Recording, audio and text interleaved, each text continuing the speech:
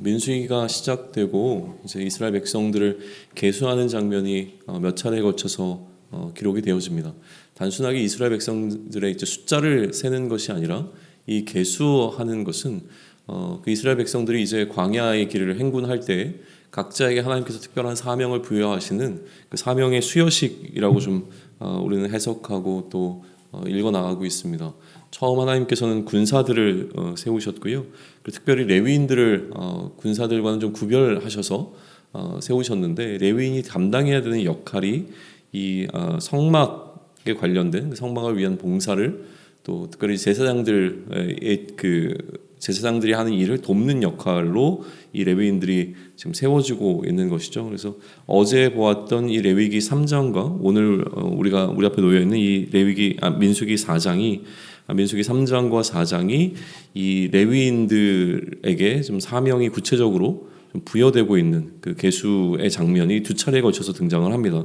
첫 번째는 이 레위인들을 계수하면서 그들이 이스라엘의 모든 마다들을 대신하는 역할을 감당하도록 이제 수여가 되는 것이었고요. 그래서 이 1개월 이상 된 모든 레위인들을 이제 계수하게 되는 게 어제의 장면이었다면, 오늘은 또 한 차례 계수가 되어지는데요.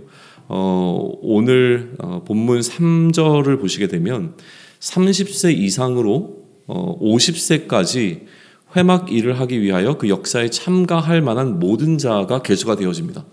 그러니까 이 나이가 제한이 조금 더 폭이 좁아진 것이죠. 1개월 이상 된 모든 레위인을 세웠던 첫 번째 레위인의 계수와는 다르게 두 번째 레위인들에게 사명이 주어질 때는 성막을 위해서 봉사하는 일이 레위인 모두에게 주어진 일이었지만, 특별히 30세부터 50세까지가 소위 얘기하면 이제 시무 레위인들이 되는 거예요.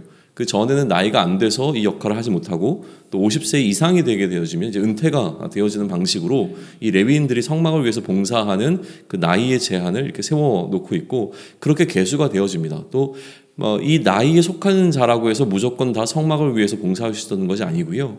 거기에 보게 되면 그 역사에 참가할 만한 모든 자를 계수하라고 되어 있습니다. 그러니 결국은 이것을 이제 계수할 때에 레위인들을 보고서 당신은 이 성막을 위해서 이런 일을 좀 맡아서 해야 합니다라고 하는 사명이 이제 일일이 다 주어지고 있는 장면으로 보게 되는 것이죠. 모든 사람들을 다 만나고 각각에게 이 성막을 위해서 봉사하는 일에 참여하게 되는 역할이 부여되거나 혹은 또 부여되지 않는 모든 이 과정들이 다 이제 거쳐가는 것을 우리는 보게 되어지는 겁니다.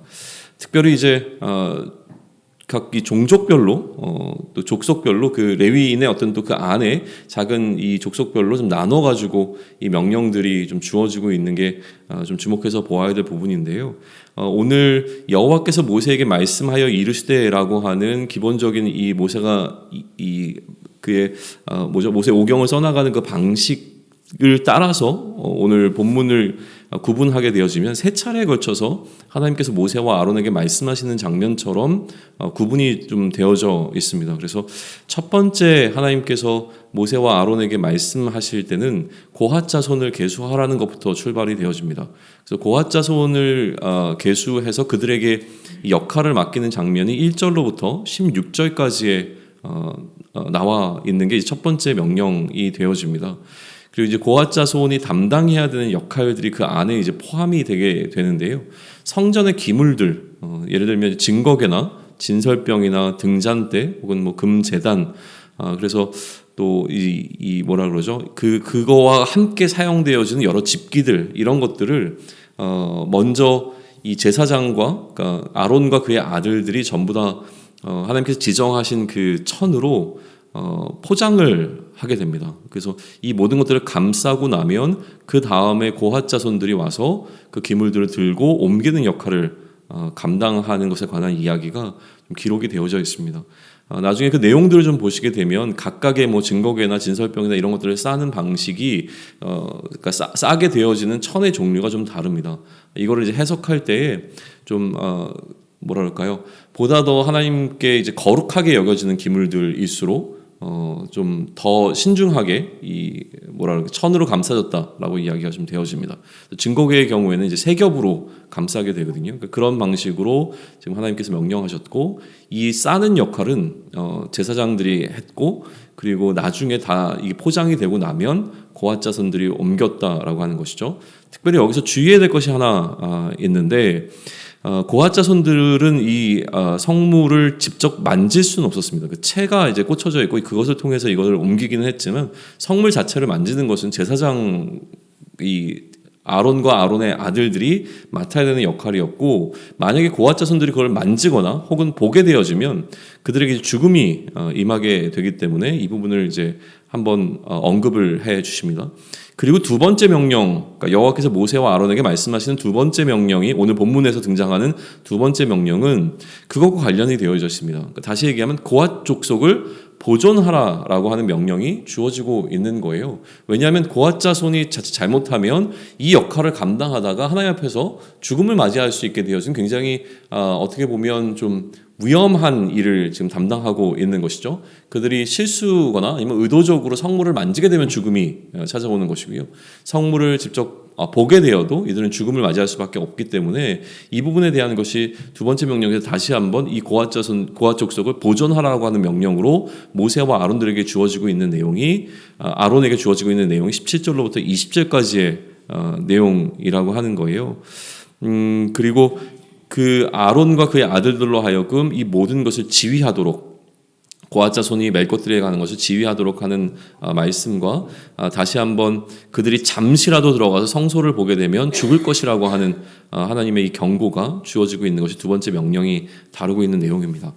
그리고 이제 세 번째 명령이 등장하게 되어지는데요. 세 번째 명령 속에서는 레위인을 이제 세 자손, 고핫과 게르손과 무랄이라고 하는 세 자손들로 좀 구분을 지었을 때, 아까 이제 고핫 자손에 관한 이야기를 했다면 세 번째 명령에서는 나머지 게르손과 무랄이 자손들에게 각각 어떠한 역할이 주어지고 있는가라고 하는 것을 연달아 기록하고 있는데요. 왜 게르손과 무라리는 고핫처럼 따로 구별해서 하나님께서 명령을 주시지 않고 한꺼번에 주셨는가라는 이제 고민을 좀 해봤는데, 내용적으로 보게 되면 아까 이 첫 번째 명령에 해당하는 고핫 자손, 그러니까 첫 번째와 두 번째 명령에 해당하는 고핫 자손은 이들을 이제 감독하는 자로 엘르아살이 세워지게 되어집니다. 16절에 보시게 되면 제사장 아론의 아들 엘르아살이 맡을 것은 이라고 하면서 이 모든 성막의 기구들을 총괄하는 자가 바로 엘르아살이라고 지금 기록이 되고 있거든요. 그리고 어제 본문 33장 32절에 보게 되면 제사장 아론의 아들 엘르아살은 레위인의 지휘관들의 어른이 되고 또 성소를 맡을 자를 통할할 것이라 라고 기록이 되어져 있어요. 그러니까 이 성막을 옮기는 이 모든 것을 이 엘르아살이 지휘를 하게 되어지거든요. 그런데 게르손 자손과 무라리 자손은 그 아론의 아들 가운데서 특별히 아까 얘기했던 그 엘르아살이 아니라 이다말의 수하에 놓여지게 되거든요. 그러니까 이 두 자손, 그러니까 세 번째 명령 속에서 게르손과 무라리가 함께 등장하고 있는 것은 아론의 다른 아들이었던 누구죠? 이다말의 그 감독하에 놓이게 되는 두 자손들이었기 때문에 이렇게 하나의 명령으로 주어진 것이 아닌가라고 저는 이제 해석을 합니다. 어쨌든 이 세 번째 명령의 두 자손들이 감당해야 되는 역할, 게르손 자손과 무라리의 자손이 이다말의 감독하에서 해야 되는 일에 관한 기록이 지금 22절로부터 33절까지의 21절로부터 33절까지의 기록이 되어 있는데, 게르손 자손에 관한 내용이 22절로부터 28절까지, 그리고 무라리 자손에 관한 내용이 29절로부터 33절까지의 기록이 되어져 있습니다. 27절과 32절을 한번 보시면 그들이 맬 것을 그들에게 맡길 것이라는 이 기록이 등장을 하거든요. 결국 게르손 자손과 무라리 자손은 두 자손 다 성막의 기구들을 이제 옮기는 역할을 담당하게 될 텐데, 그들이 각각 무엇을 짊어지고 옮겨야 되는가에 관한 그 목록들을 주시고 있는 장면으로 세 번째 명령을 보실 수가 있습니다. 그렇게 하는 이 모든 과정이 각각의 자손들에게 가서 그들을 계수하면서 그들의 숫자를 세는 이 과정이 단순히 숫자를 세는 것이 아니라 너는 나중에 이 모든 우리 진이 이동할 때에 가서 성막의 기구 중에서 이것들을 옮기는 일을 네가 도와야 된다라고 하는 사명이 주어지는 장면이었다라고 하는 것이죠. 그리고 34절로부터 무슨 내용이 기록되냐면 그렇게 계수한 결과가 무엇인가. 그러니까 이제 일일이 다 사람들을 보고 분별하고 그들에게 사명을 맡겼잖아요. 그러니까 결국 이 사명을 맡긴 자, 사명을 맡은 자가 어떻게 되어지는가라고 하는 그 결과를 보여주고 있는 것이 이 나머지의 기록입니다. 고핫 자손을 계수한 계수의 결과가 34절로부터 37절까지 기록이 되어 있고요. 게르손 자손을 계수한 그 결과가 38절로부터 41절까지, 또 무라리 자손을 계수한 결과가 42절부터 45절까지 등장을 합니다. 그리고 46절부터 49절까지의 내용은 이 모든 계수의 합계를 내고 있는 장면이에요. 그래서 각각 그렇게 계수된 자의 총합이 무엇인가라고 하는 것인데, 아까 얘기했듯이 30세부터 50세까지 이 성막을 위해서 이것을 매는 일에 참여하고 봉사할 자, 그러니까 사명을 맡은 자의 총계가 8,580명으로 이제 계수가 되어집니다. 어제 본문에서 1개월 이상 된 레위인들의 총 숫자가 이제 2만 명이 넘는 숫자였잖아요. 그 중에서 8,000명 정도가 다시 이제 선별이 돼서 이들은 레위인 가운데서 특별히 이 성막을 옮기는 일에 참여하게 되는 역할을, 그 사명을 더 부여받게 되는 것이 오늘 4장이 우리에게 보여주고 있는 그 장면입니다. 그러면 우리는 여기서 이런 질문 하나 던질 수 있습니다. 지금 우리가 보고 있는 것은 사명이라고 하는 키워드 속에서 좀 하나님께서 어떻게 사명을 부여하고 계시고 이스라엘 백성들은 어떻게 사명을 받고 있는가라고 하는 장면을 보고 있는 중이고, 또 그렇게 주어지는 원리가 여전히 오늘을 살아가는 우리들에게 적용이 된다라고 하는 전제 속에서 우리에게는 어떻게 사명이 주어졌고 이 사명을 우리가 어떻게 감당해야 되는가라고 하는 질문 속에 이 본문을 좀 보게 되는 거거든요. 그러면 우리는 몇 가지 원리를 어제에 이어서 오늘도 발견할 수 있을 거라는 생각이 듭니다. 첫 번째는 무엇이냐면, 이렇게 모세와 아론이 모든 레위인들을 찾아가서 그들 한 사람 한 사람을 인터뷰하는 거죠. 인터뷰하고 이 사람들이 성막을 옮기는 일을 감당할 수 있는가 없는가를 판별했을 때 그들 가운데서 이 맡기심을 거부할 수 있는 뭔가 여지가 좀 있었겠는가라고 했을 때 그 여지가 보이지 않는다는 거예요. 내가 성막을 옮기는 일을 하기 싫다고 해서 이것을 거부할 수 있는 거부권이 이 계수되어지는 과정 속에서 주어지지 않았다는 거예요. 모세와 아론이 이 일을 위해서 한번 봉사를 좀 해주겠는가라고 하는 것을 제안하고, 이 제안을 위해서 내가 한번 기도해 보겠습니다라고 하고 기도하고 난 다음에 하나님께서 마음 주셨으니 내가 이 일을 감당하겠습니다, 이런 방식이 아니라는 거죠. 가서 그에게 이 사명은 주어집니다. 또 거꾸로 얘기하면 나는 너무 예를 들면 게르손 자손이 담당하는 역할이 아니라 나에게는 달란트가 고핫 자손이 하는 역할에 조금 더 맞으니까, 혹은 나는 조금 더 귀한 성물을 옮기고 싶으니까 나는 고핫 자손이 해야 되는 역할을 내가 좀 하고 싶습니다라고 한다고 해서 그것이 그 사람에게 주어지지 않는다라고 하는 거예요. 그러니까 사명이 하나님으로부터 이 이스라엘 백성들에게 주어질 때에 거기에 우리 이 이스라엘 백성들에게 어떠한 선택권이 좀 놓여 있었는가를 살펴보면, 어제와 오늘 본문에서 그 부분들은 사실은 침묵되어지고 있다라고 하는 사실이죠. 그러니까 여기서 우리가 좀 다시 한번 생각해 봐야 할 부분들이 좀 있는 것 같습니다. 이게 이제 첫 번째 부분이고요. 맡겨주시는 것, 그리고 그 이후에 그 혈통 가운데서 태어나는 사람들은 그가 레위인으로 태어나게 되면 사실은 선택의 여지가 없는 거죠. 나는 전쟁에 나가서 싸우고 싶은데 나는 레위인 이 혈통 가운데 태어나게 되면 전쟁의 전사로는 결코 나갈 수가 없는 상황이 되어지는 겁니다. 이렇게 보면 사명이라고 하는 것은 어떤 의미에서는 사명을 맡은 자가 선택할 수 있는 것이 아니라 하나님께서 하나님의 계획 가운데서 그냥 수여하시는 것으로 보는 것이 맞는 방식이라는 생각이 좀 드는 것이죠. 또 하나, 이처럼 이제 사명의 관점으로 볼 때 달라지게 되는 것이 있는데, 어제 우리가 그 사명이라고 하는 키워드로 어제 본문에 봤을 때 중요하게 언급됐던 것은 세 가지였습니다. 첫 번째는 하나님께서 지정하신 장소에서 하나님께서 지정하신 리더십 하에, 다시 얘기하면 그 그룹 안에서 그 관계를 맺음을 통하여서 마지막으로는 하나님께서 원하시는 그 사명을 감당하도록 이 레위인들을 배치하고 있는 장면을 좀 보았잖아요. 그러니까 사명장이 중요한 것은 하나님께서 지정하시는 장소에서 하나님께서 허락하신 사람들과 함께 하나님께서 맡겨주신 사명을 감당하는 것이라고 하는 것을 어제 3장에서 보았다면 오늘 4장에서는 그렇다면 이처럼 하나님께서 우리의 의지와 상관없이 우리에게 맡겨주시는 그 사명은 나를 위한 것이 아니라 전적으로 공동체를 위한 것이 되어진다라고 하는 또 원리를 보게 된다는 겁니다. 내가 하는 이 행위의 역할이 타인의 또한 생명과 연결되어 있다라고 하는 사실까지도 오늘 보여주고 있죠. 예를 들면 제사장과 그 제사장의 가문인 아론과 아론의 아들들이 그들의 역할을 잘 감당하지 못하면 어떤 일이 발생하는 것에 대해서 경고를 하고 있냐면 고핫 족속들이 그 일을 감당하다가 죽음을 맞이할 수도 있는 굉장히 어려움이 찾아올 수 있다는 이야기도 해주시고 있다라고 하는 거예요.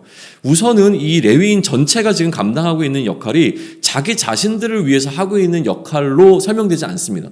레위인이 하는 모든 역할은 이스라엘 백성들을 대신해서 하나님 앞에 그들이 감당해야 되는 사명이 있는 거고요.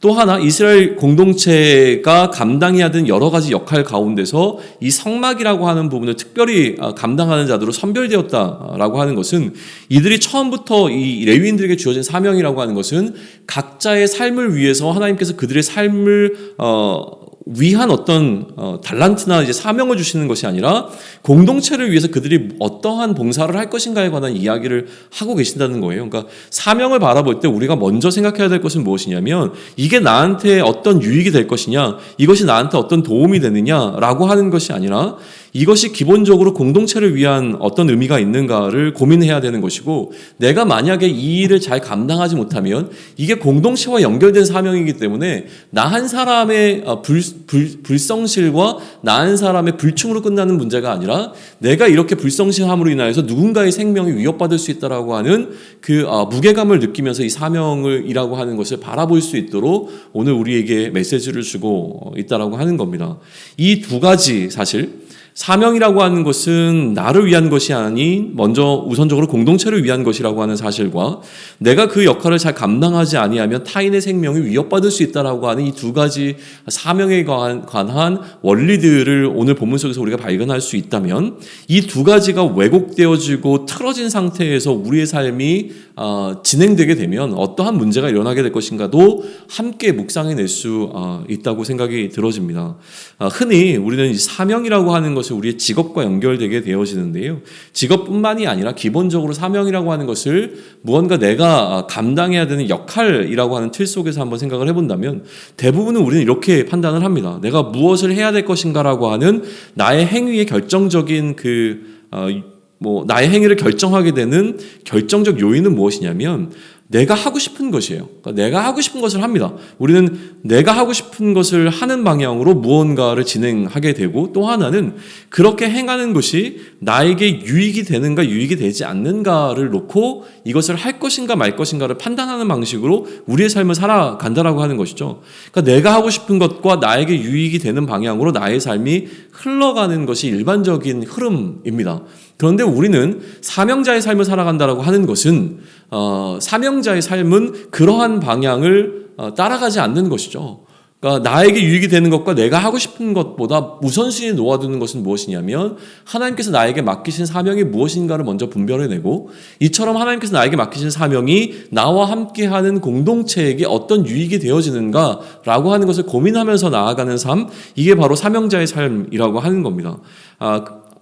그러면 이제 거꾸로 만약에 우리가 이러한 사명자로 살아가지만 결국 하나님과 그 공동체를 위한 일이 아니라 내가 하고 싶은 것과 나의 유익이 되는 방향으로 모든 결정을 내려가면서, 그럼에도 불구하고 내가 하나님의 사명자라고 그리스도인이라고 하나님께 기도하면서 하나님의 일하심을, 그러니까 하나님의 도우심을 계속 구하면서 내가 하고 싶은 것을 위해서 하나님께서 도와주시고 나에게 유익이 되는 방향으로 내가 뭔가 일을 하면서 하나님의 일하심이 나의 삶 가운데 나타나기를 기도하고 간구하면서 요구한다면, 우리가 지금 누가복음을 통해서 보았던 예수님을 시험하는 사단의 그 세 가지 질문과 과연 우리가 하나님께 요구하는 이 요구의 조건들이 뭐가 차이가 있겠느냐라고 하는 것이죠. 결국은 내가 원하는 것을 하면서 하나님께서 나에게 맡겨준 사명이 아니라 내가 원하는 것을 하나님의 사명이라고 하는 타이틀로 포장하고 난 다음에 이 원하는 것을 하나님께 간구하는 방식이라고 한다면 출발점부터가 사실은 잘못되었다라고 하는 것이죠. 이것을 좀 우리가 묵상할 수 있는 시간이 되면 좋겠습니다. 우리의 사명이라고 하는 것을 다시 한번 돌아볼 수 있으면 좋겠습니다. 예수 그리스도를 머리로 하는 우리는 지체가 되었습니다. 이것은 단순히 우리가 속해 있는 교회에 관한 의미가 아니라 공교회성에 관한 부분입니다. 예수 그리스도는 머리는 하나이기에 모든 그리스도인들은 그리스도인으로서의 사명을 받았고요. 그리스도로서의 사명을 받아 이 땅을 살아가고 있는 것이죠. 그렇다면 우리는 그 그리스도를 머리로 하는 몸의 일부분의 지체에 해당합니다. 그러니까 우리에게는 눈으로 맡겨진 사명이나 손으로 맡겨진 사명이나 아니면 또 다른 어떤 신체의 한 일부분으로 우리에게 맡겨진 특별한 사명이 있다라고 하는 거예요. 이거는 내가 원해서 나는 심장이 될 거예요, 나는 발이 될 거예요라는 방식으로 내가 선택할 수 있는 것이 아니라 하나님께서 이미 우리를 이 땅에 보내실 때 우리 각자에게 맡기신 그 사명이 존재한다라고 하는 전제 속에서 출발을 해야 되는 것이죠. 그리고 내가 그 역할을 잘 감당해야지만 이 몸이 건강하게 움직일 수 있는 것이고요. 내가 만약에 그냥 나 한 사람의 불성실로 오늘을 보내게 되면 나 하나의 불성실이 누군가의 생명을 앗아갈 수 있다라고 하는 사실, 누군가가 오늘 나를 통하여서 생명을 보존하고 또 그 생명을 유지할 수 있었음에도 불구하고 나 하나의 불성실이 그 사람의 생명을 위협하게 되어지는 이 연결되어 있는 공동체라고 하는 개념을 다시 한번 우리에게 보여주며, 사명이라고 하는 것은 단순히 내가 원하는 것, 내가 하고 싶은 것이 아닌 그리스도를 위하여 또 그리스도의 몸된 지체들을 위하여 내가 무엇을 할 것인가와 연결되어 있다는 사실을 꼭 기억하고, 오늘 나에게 맡겨진 이 귀한 사명, 우리가 하고 싶다고 할 수 있는 것이 아니라 특별히 우리를 구별하고 선택하여서 나에게 허락하신 이 귀한 사명을 잘 감당하면서 나아갈 수 있는 저와 여러분이 되기를 축원합니다. 아멘.